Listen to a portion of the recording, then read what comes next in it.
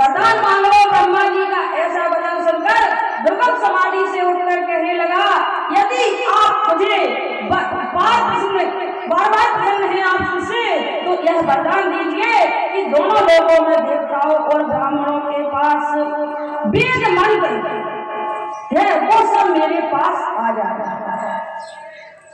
ऐसा उस दैत्य ने मांगा तो उन्होंने कह दिया तथास्तु।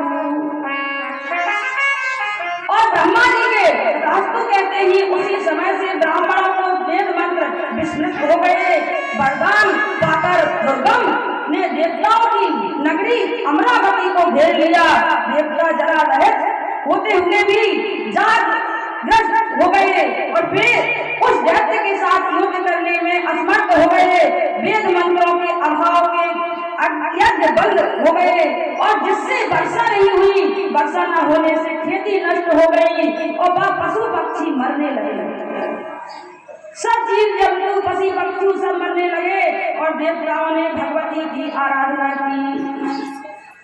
जब भगवती की आराधना की, हे महेश्वरी हम असहाय जनों पर दया कीजिए, हे अंबिके समस्त अपराधों से युक्त हम लोगों पर कृपा कर दीजिए। इस तरह से सोचनीय विषय है। सभी के भीतर निवास करने वाली देवेश्वरी आप अपना कोप दूर कीजिए।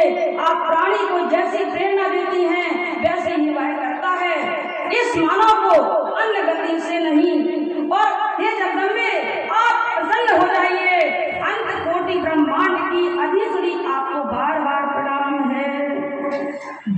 इस तरह से माता को बार बार प्रणाम करते हुए कहते हैं, माँ कारण स्वरूपी भगवती के शरणागत है। हे वेदांत वेद्ये आपको नमस्कार है।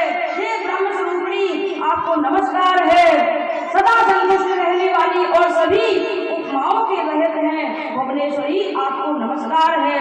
हे देवी इस तरह से बार बार उनकी स्तुति करते हैं। हमारी शांति के लिए आपने सहज नेत्रों से संपन्न अनुपम रूप धारण किया है। जय हो।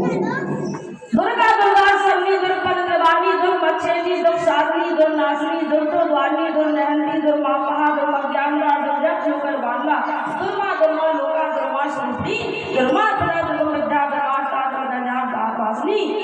इस तरह से उन्होंने अनेक अपने रूप रखे हैं माने। और माता से बार बार प्रार्थना करते हैं, हे राजन इस तरह उन भगवती ने उनको खाने के फल और साग नाना विधि अन्य रसों में संपन्न भोज पदार्थ अर्पण किए हैं। उसी दिन से उनका एक नाम शाकंभरी पड़ गया। जय हो।